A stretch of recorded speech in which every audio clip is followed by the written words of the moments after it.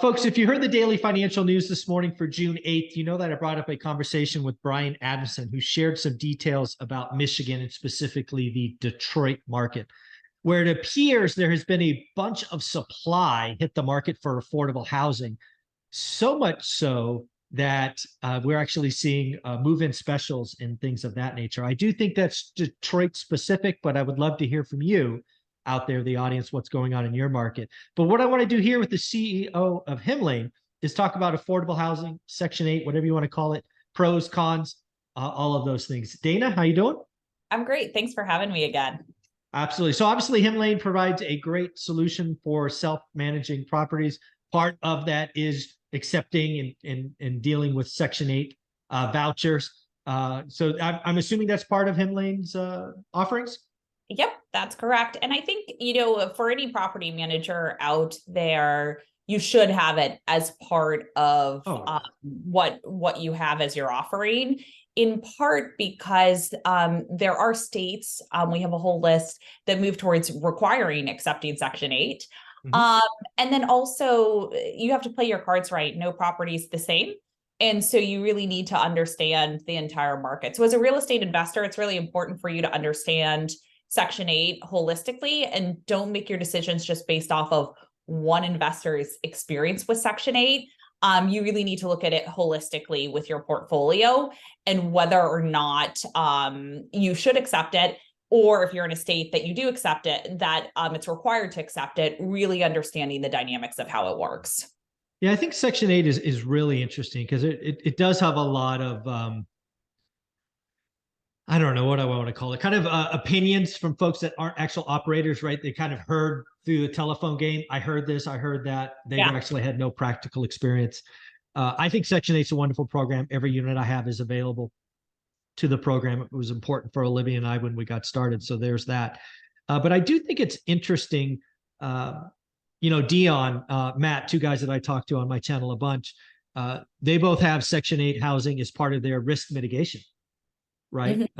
Right. Matt was someone who for a long time had none and now has some, because again, we went through, the pandemic and all of that. And I think this is what Brian is seeing in Detroit is it was difficult to collect rent from cash tenants.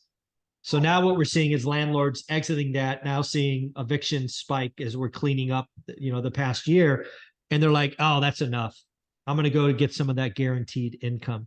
So I do think it's risk mitigation. There are obviously lots of upside as well.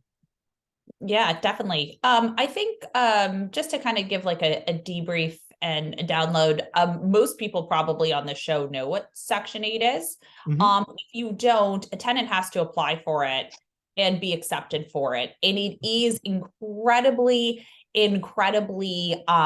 difficult to get those vouchers, the Section 8 vouchers. Sometimes you'll hear a tenant say, do you accept housing vouchers? That's Section 8, right? So just so you know, if you're advertising your property, that's what Section 8 is. It is incredibly competitive to get it. And once you do get accepted, what basically happens is 30% of your income is what you pay for your housing costs. Section 8 will cover the rest of it.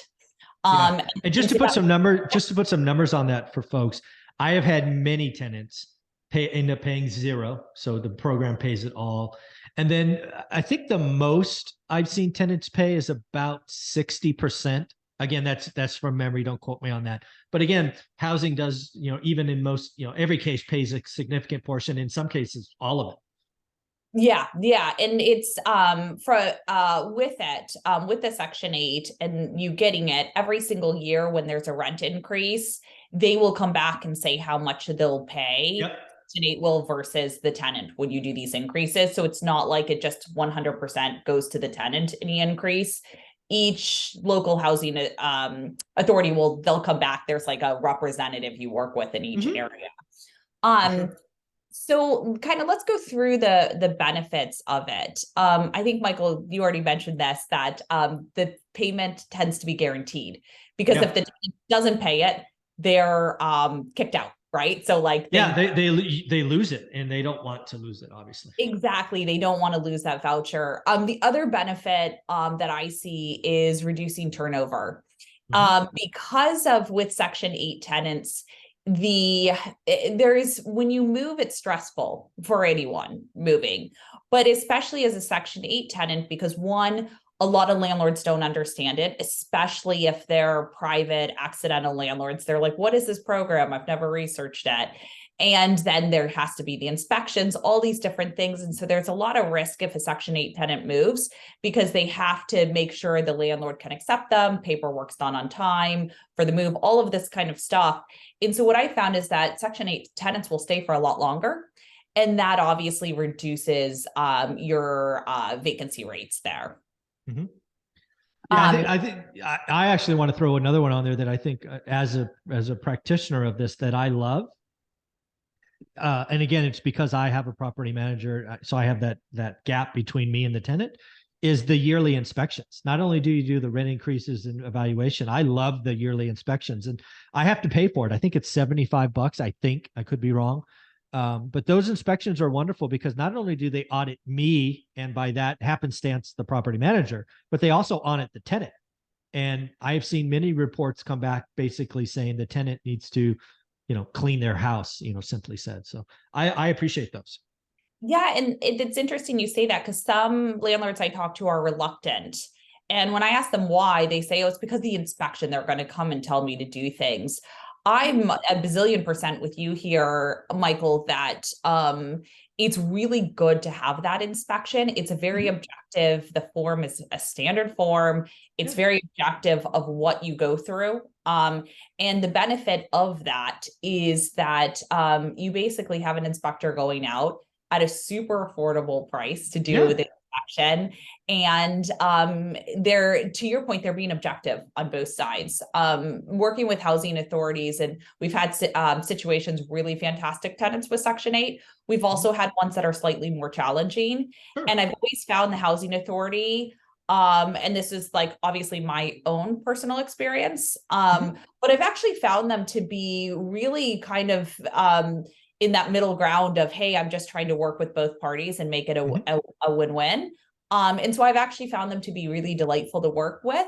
Of course, everyone's experience might be different, but I've also found them to be incredibly responsive too, which some folks might, when you think of like, oh, a government-run organization, is it always like on top of everything? Some are, some aren't.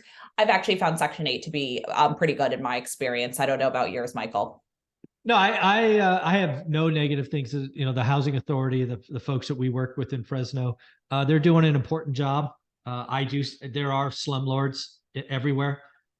That's really who they are trying to protect, tenants, which they should, against the greedy, slumlords. I think there's a special place in hell for slumlords, personally.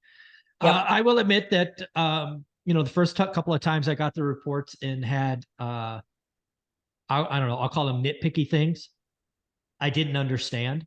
But again, it's a standard process, and you should keep your units to a certain level. And I don't mind them anymore. I welcome them. I want the property to be to an acceptable standard at all times, and I want the tenants held accountable. And again, the program, like you say, lower turnover, guaranteed rent, rent increases. During the whole pandemic, rent was never late.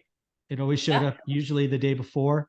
A lot easier to pay your mortgage when the rent shows up. So I think there will be a lot of people switching. So I think a lot of the downside, people assume that people in Section 8 housing are harder to deal with, and I've not found that the case. In fact, if you were to, give me truth serum and talk about my top five worst tenants, 3 of them were cash tenants.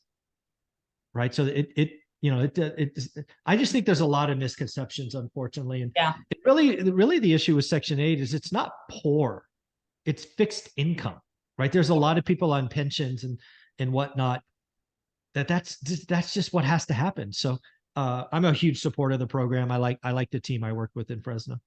And when you talk about bad tenants, there's always bad tenants, just like there are bad landlords. And so, I mean, diligence, you do your reference checks on the past landlords, you have objective questions, and, it's no different than your screening of other tenants. Let's be clear. It can't be different. It has to be the same process. Totally.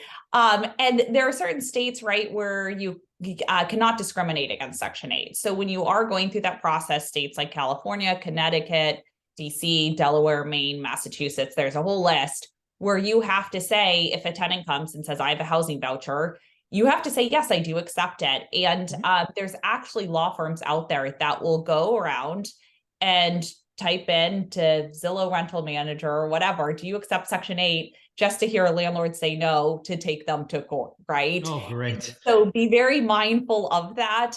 We've actually heard multiple landlords coming to us after the fact saying this happened. This is why I'm going to use Hem Lane. And so just be very mindful of that. We actually have a blog article that lists all the states that are required to accept Section 8. So if you're wondering if your state does, check your laws. You could just type it into Google or not ChatGPT, I don't think at this point, because it's as 2021. But we also have something called Section 8 housing debrief for landlords, and you could just search that in Google. But the other important point that I was going to bring up is they still have to qualify for the property. And so you might have other objective criteria. The biggest one would be your credit score. And so you might say my minimum credit is 600 or 580, whatever it may be.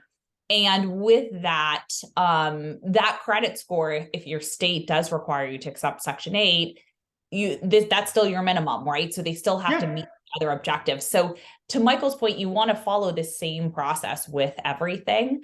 But you should be researching, especially if you're getting a lot of tenant inquiries of, I have a Section 8 housing voucher, this or that. You need to do your diligence up front and get in contact with the local authorities to get registered, set up for it, the entire process, because that will make it a lot smoother downstream. And then for those states where Section 8, you can discriminate. In other words, you can say yes or no to it. It's really a really good card to have in your back pocket, because there's a lot of landlords who don't understand it. They say, I don't want an inspector out there. I think this is low income, like all these misconceptions with Section 8. And it actually can work to your advantage, because you can get a tenant in there faster. You can get a longer term tenant. You can get a tenant who, really values the place. And I think inspections are important with it. The tenant still has to follow the same rules, same number of occupants based on what the lease contract says, follows everything else. So yeah, I've been a huge fan of the program. Obviously I've seen some tenants who are more difficult, others who weren't, but that's not just Section 8. That's like across the board that we've seen it. And so from that perspective, I don't think it should be treated any differently. And I actually think it's a fantastic program from that perspective. Yeah, very, very cool. Well, I know people need to try out Hem Lane, and also you have a resources tab on your website that has this, your blog. It's just hemlane.com. Is that correct? Yeah, if you go to hemlane.com, if you click resources at the top and click blog, you can type in Section 8 there. There's a debrief there of the benefits of it, and just giving you more information as well. Awesome. And don't forget, if you are interested in becoming a landlord, one of the things you have to try is their 15-day trial. Again, practice being a landlord. Thanks, Dana. Thanks.